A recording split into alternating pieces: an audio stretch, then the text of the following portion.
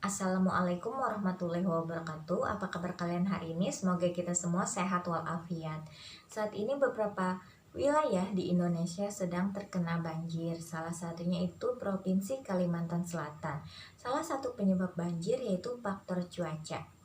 Masih ingat cuaca itu apa? Cuaca adalah keadaan udara pada wilayah tertentu dan pada waktu tertentu. Selain itu ada juga istilah musim dan iklim. Apa bedanya? Karena mereka itu hampir sama, yaitu sama-sama keadaan udara pada wilayah tertentu dan waktu tertentu. Bedanya adalah kalau cuaca kita amati dalam waktu satu hari. Jadi satu hari itu bisa jadi paginya hujan, sorenya cerah, atau juga paginya cerah, sorenya hujan. Atau juga satu hari itu cuacanya cerah semuanya, atau juga sebaliknya seharian itu cuacanya hujan. Sedangkan musim, keadaan udara juga dalam waktu beberapa bulan pengamatannya, yang mana cuaca yang lebih sering terjadi dalam beberapa bulan itu apa? Di Indonesia ada dua musim, yaitu musim hujan dan musim kemarau. Musim hujan dimulai biasanya dari bulan Oktober sampai dengan bulan April. Dan dari bulan April sampai bulan Oktober berikutnya adalah musim kemarau. Musim hujan, ciri-cirinya adalah sering terjadi hujan. Apakah satu hari penuh hujan atau setengah hari hujan, besoknya panas, lalu besoknya lagi hujan. Jadi selama beberapa bulan tersebut sering terjadi hujan.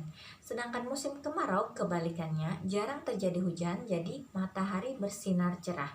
Kalaupun hujan itu mungkin 1 minggu sekali atau 1 bulan sekali dan sangat jarang terjadi.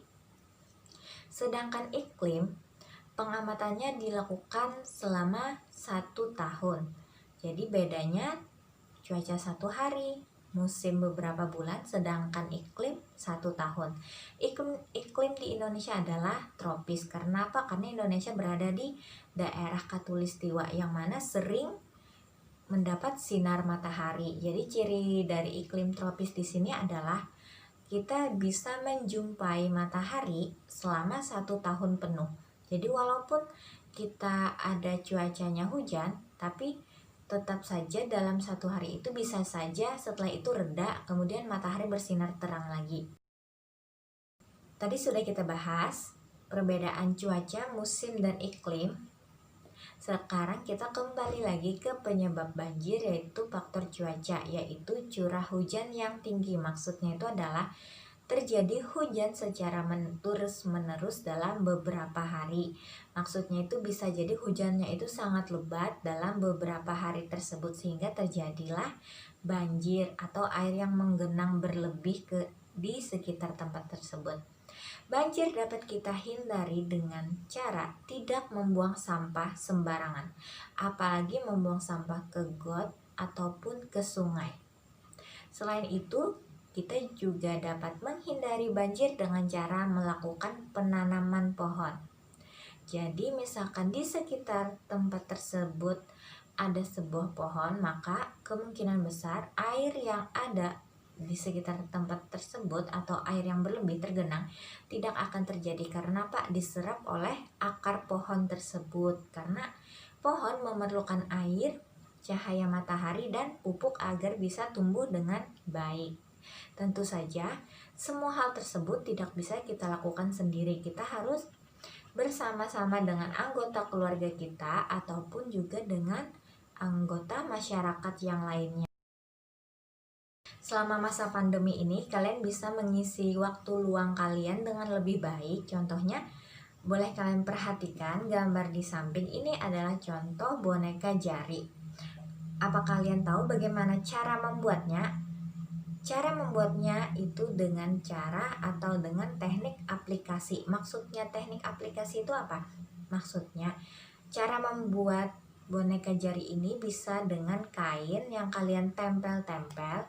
Seperti yang kalian lihat, ada telinganya, ada hidungnya, ada matanya, yang semuanya itu hanya ditempel. Kemudian dijahit agar tidak terlepas. Nah, untuk teknik menjahitnya menggunakan teknik Peston. Untuk caranya boleh perhatikan berikut.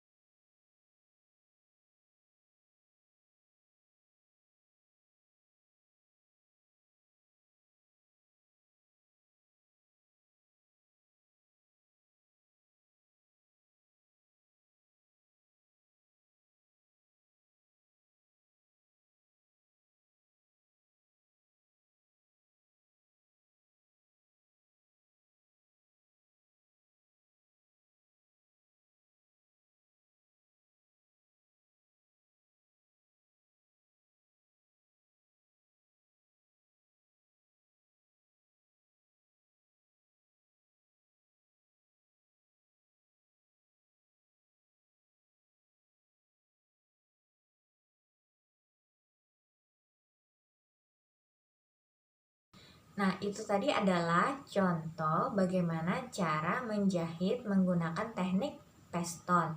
Kalau kalian mau mencobanya atau mempraktekannya di rumah, boleh saja. Tapi dengan catatan atau harus didampingi oleh orang dewasa.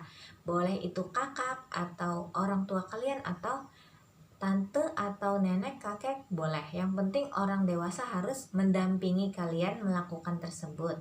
Nah, selain itu, setelah misalkan kalian mencoba tadi, kalian mungkin saja lapar. Jadi misalkan ada kue ini yang sudah dipotong-potong, masih ingat bilangan pecahan? Pecahannya tersebut di sini adalah kue yang tersisa saja, yaitu 4/5. Karena apa? Hanya ada 4 bagian dari 5 bagian yang seharusnya sudah dipotong-potong.